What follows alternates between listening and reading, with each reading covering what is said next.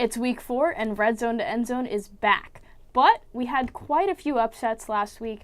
My favorite was Mississippi State going and beating LSU 37-7, but we'll get to that in a little bit. Brandon, what was yours? My favorite one was actually Stanford losing to San Diego State. It taught us a lot about Stanford and how much of a rebuild this team is actually going through.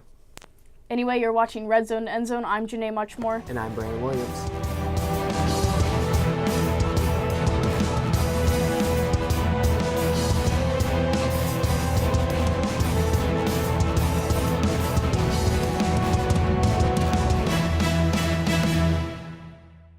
Well, the Mississippi State Bulldogs made a name for themselves last week when they beat LSU, but now they have another obstacle to face. They face the Georgia Bulldogs in Between the Hedges, which looks to be quite a good game and actually shaped the SEC East picture. And Nick Fitzgerald is the quarterback. He's a dual threat, and he ran for 240 yards this season, throwing for 543 yards. And just against LSU alone, he had 180 yards passing and 88 yards rushing. That's against an elite defense. Well, his favorite target is Keith Mixon with 7 receptions for 112 yards. That's quite a bit, and with big-time receivers comes big-time yardage. And Arias Williams has been a dominant threat and has run for 336 yards this season. He's going to continue to get the ball. Well, the Mississippi State offense has been completely explosive, averaging 47 points a game, which actually puts them in 9th nationally. Well, but they're going against the Georgia defense, which allows 14.3 points per game, earning themselves a ranking of 25 in the nation. But they also have another top 25 holding for their defense. That is for only allowing 266 yards a game. So this isn't going to be a cakewalk for Mississippi State. They're going to have a tough time rushing that ball, as Georgia only allows 71 rushing yards a game, which ranks 5th nationally. But their pass defense has been less than spectacular, allowing 195 yards per game, placing them 45th. That's one category where they could pick up a little bit of slack. Well, what's going to happen is that they're going to need to cause turnovers. They failed to cause turnovers this year, only causing 3. They also have played significantly less competition. But my standout player is Lorenzo Carter, who's a dominant force up front, who averages 1 sack a game, but also has the most fumble recoveries of any player in the nation. And how many is that? 2. But it's only the beginning of the season, so he has plenty of time to bring that up. As far as the offense goes, they're still running under Jacob Fromm, who has replaced Jacob Eason after he suffered from an injury in the beginning of the season. Yes, Fromm actually has been kind of left on a leash. He's had mediocre play, and he's only been able to go 150 yards each game, but they're not giving him many opportunities to throw that football. Why do Bulldogs seem to be on leashes? They can't run very far, so. But anyway, Nick Chubb and Sony Michel have had to pick up the slack from Fromm, combining for 450 yards per game, getting 6 touchdowns. Well, they actually, every time they get into red zone, they convert, which is a pretty good stat. But they kind of need to work on their turnovers. They've turned over the ball 5 times, and you cannot do that against the Mississippi State team, who averages quite a lot of points. Plus, they rank 6th nationally in defense, only allowing 9 points per game. The total defense for Mississippi State is 4th in the nation, barely allowing over 200 yards, which is rather spectacular. But what I love about this defense is they force long third down conversions, and they're very successful at it, and only 21% of the times do their opponents convert on a third down. That's going to be hard for Georgia to overcome if they get stuck in that position. Well, what's really hard to overcome is when you're in those situations, you need to pass the football, and you have a pretty new quarterback having to throw it in against a secondary who only allows 105 yards passing a game. So that can easily lead into a disaster for Georgia. It could, but Brandon, who are you liking in this game? I'm actually liking Mississippi State. I'm smelling an upset brewing in Athens, and I don't have faith in new quarterbacks, and that's going to be a constant theme this season. So I believe that Mississippi State goes in, beats Georgia, and that only leads to better things for the Gators, because with an SEC West loss, Georgia's looking a little sketchy. Yeah, but you always want to have the team we're going to be playing later in the season have a better record, so when we beat them. But that's okay. I also think Mississippi State is going to come away with a win here. I think they really just shook the nation last week when they beat LSU as bad as they did. And I think they're coming off that hype, and they're going to carry it into Georgia. And it's not going to be easy because it's going to be away from home. They had that advantage last time. But I think they're going to do it, and I'd love to see them continue to progress like this. Like, if they can go to the SEC West and play Alabama, that would be an interesting matchup at the end of the season. Though I will say, as many times they go into the hype, they always seem to crash and burn. So that's going to be an interesting case to see and see how Georgia reacts. Well, what goes up must come down, but... Unless you're Bama, and you never come down. That's true. 3-0, that's the story for our next matchup, Oklahoma State versus TCU. Well, Oklahoma State has one of the more interesting stories. I'm looking at the punter, Senor, who wanted a Heisman campaign. But, he doesn't get my support anymore because I sent him a picture of Dixie over the summer because he says that his qualification is he likes cool dogs, but Dixie didn't cut it, so he doesn't get my support. No offense, but your dog's not cool, so I'm with him on this one. I taught her how to sit. Okay. How old is she? Don't mention that. Okay. She's yeah, dumb. she just now learned how to sit. That's great. Oklahoma State had a field day against Pitt, winning 59-21, and are led by Mason Rudolph. Mason Rudolph has led the Oklahoma State offense to a total of 609 yards per game. That's pretty incredible, including 1,135 passing yards for 11 touchdowns, leading an airstrike that is devastating to opponents. Of that 607 yards, they average over 400 yards passing alone. That's led with target James Washington, who averages 367 yards a game. But not only that, he averages 28 yards per reception. That's pretty good numbers. But they also have Marcel Aitman, who has 235 yards so far this season. Their offense has been completely explosive as they average 54 points per game, which ranks them 4th in the nation. But they haven't played anyone of huge significance, especially when it comes to defense. So, Brandon, how are they going to stack up against these TCU Horned Frogs? Well, these Horned Frogs have a great defensive 7. They actually held Arkansas to a very low number of rushing yards, and Arkansas's offense is founded upon the run. So they only allow 92 rushing yards per game, which is pretty good. But last week, they seemed to slip up against SMU, allowing 36 points. They gave up 36 points last week, but they normally limit it to 14 points per game. So it is a tough defense. But here's where the problem is. Oklahoma State relies on the pass, and that's where the TCU defense struggles. They allow 265 passing yards per game. So they could be in trouble here.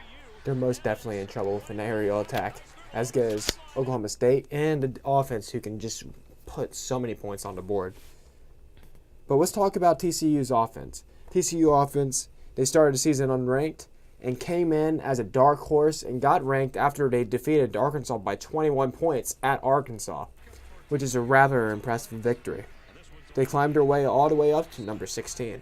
Well, they barely slid by against SMU, but quarterback Kenny Hill has 737 yards this season at a 75% completion rate, and that's 277 yards passing per game.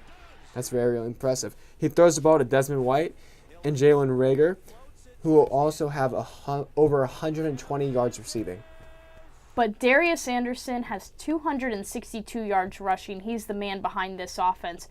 They also have Kyle Hicks, who may be out this week due to an injury. They are not sure whether or not he'll be playing Saturday, but he also brings 128 yards to the team this season. Oklahoma State's defense allows a little bit more than TCU, allowing 332 yards per game. But what they can do is they can grab a couple interceptions. They've gotten 3 so far and have done what they can to limit points and put that offense back on the field. They've been effective tiring out opponents on the field as they allowed them to have 33 minutes per game. Janae, what is your thoughts on the game? Personally, I like Oklahoma State. I think they've just been rolling over everyone this season so far.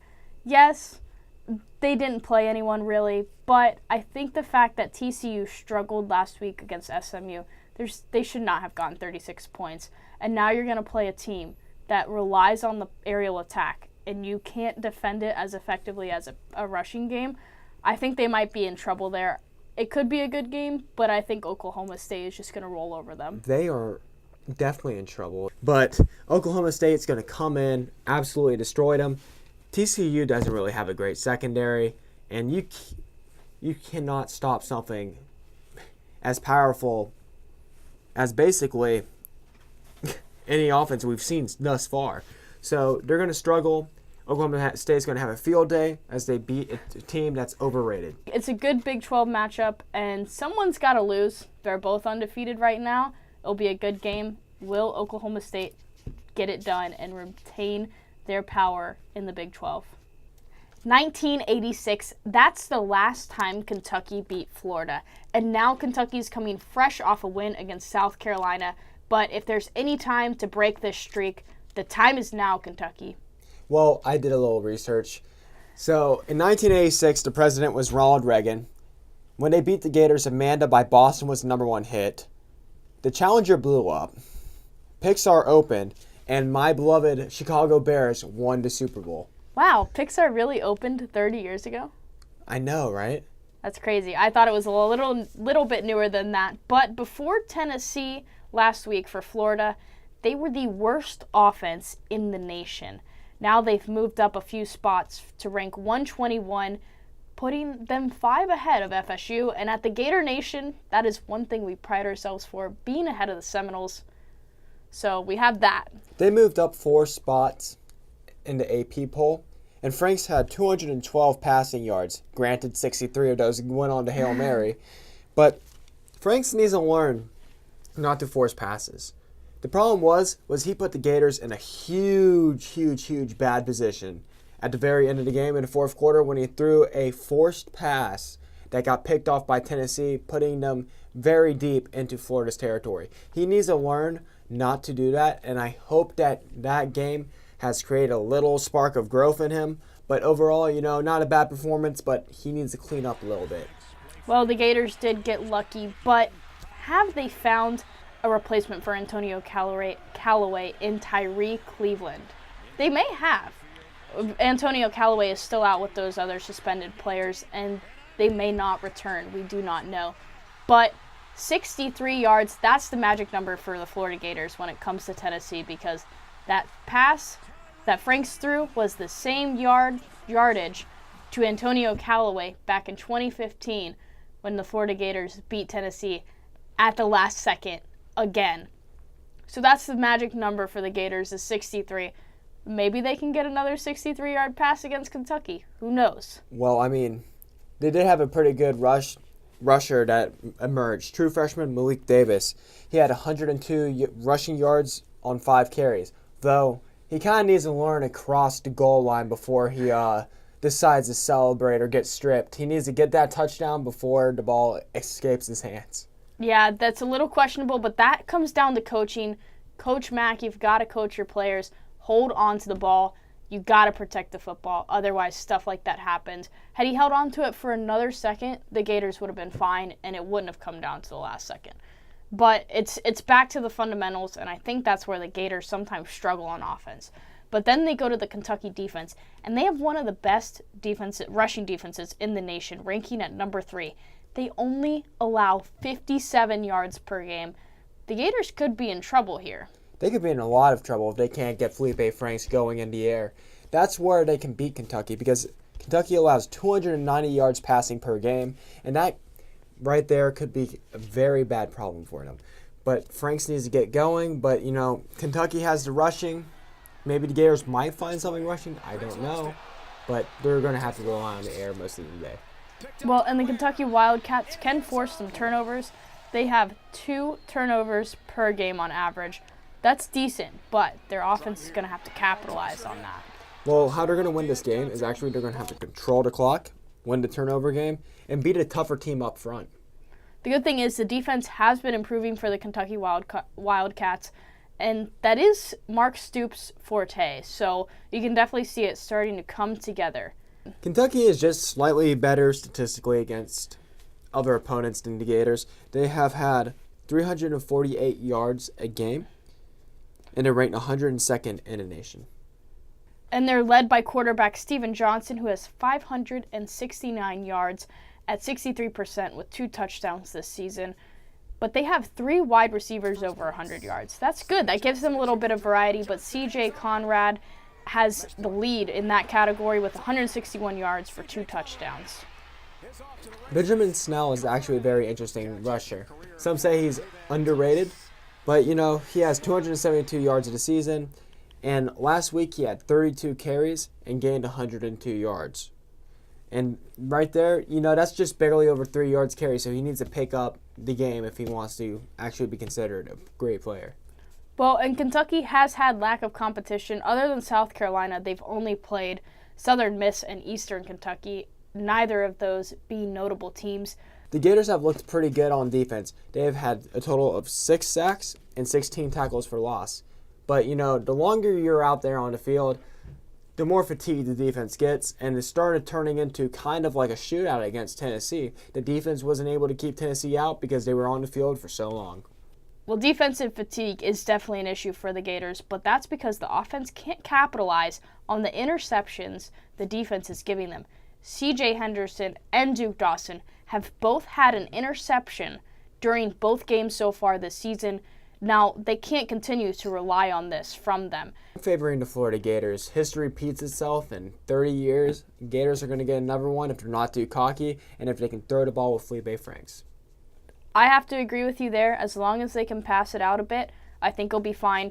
The only thing I'm concerned about is Felipe Franks needs, as you said, to watch where he's passing. There were times last week when he threw into double and even triple coverage, and he telegraphs his passes for the defense. As a quarterback, you're going to have to be smarter than that, Franks. You gotta be able to make changes in the plays as they come about.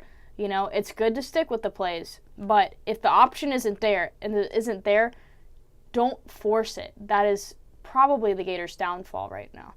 Florida State is going to take on NC State, but it has been 21 days since they played their last game, and that was against Alabama. A tough season opener, losing that game with only 7 points. But they didn't just lose the game. They lost their starting quarterback, DeAndre Francois, who will probably be out the rest of the season. Well, Florida State's offense is full of question marks. They don't know much about their team, and they're still trying to discover things.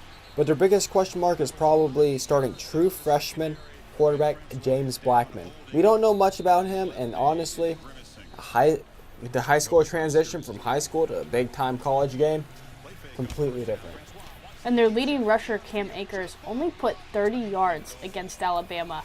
That's not very good for a leading rusher, and I don't know if they're going to be ready for NC State with some of these uncertainties.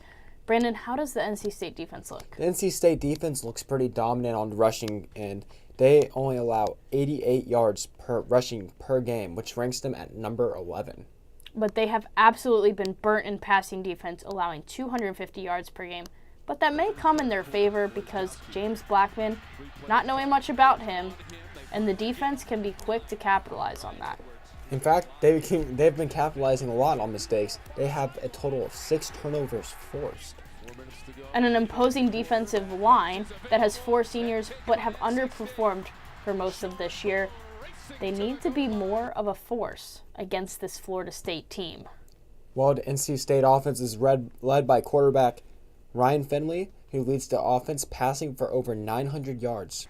He has a trio of wide receivers with over 150 yards, including Kevin Harmon, Jalen Samuels, and Stephen Lewis. They have combined for over 650 yards and 4 touchdowns this season. They utilize a 2 running back system. They have Naheem Hines and Reggie Gillespie, both who have over 100 yards this season. This takes pressure off the passing game and brings more of a running feeling to the game. So if they can get a little more pressure off of Finley, they might have a good day. And they average 493 yards a game with 38 points a game.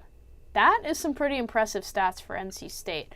I think they're going to give Florida State a run for their money, but Brandon, how does the Florida State defense look? Well, they completely struggled against Alabama's run game. Alabama ran it down their throats all day and allowed 173 rushing yards. That can't happen against NC State. The most impressive was their ability to corral the Alabama passing game, which could kill NC State. They only allowed 98 yards passing that game, placing them at number 2 in the nation. The one thing that stepped out to me about this Florida State defense is they're allowing in the third down conversion rate, because they only allow 18.8% for third down conversion rate. And that's to Alabama. That's the only team they've played all season. And they rank number 8 in the category, and they've only played Bama. So that could be a huge thing for Florida State.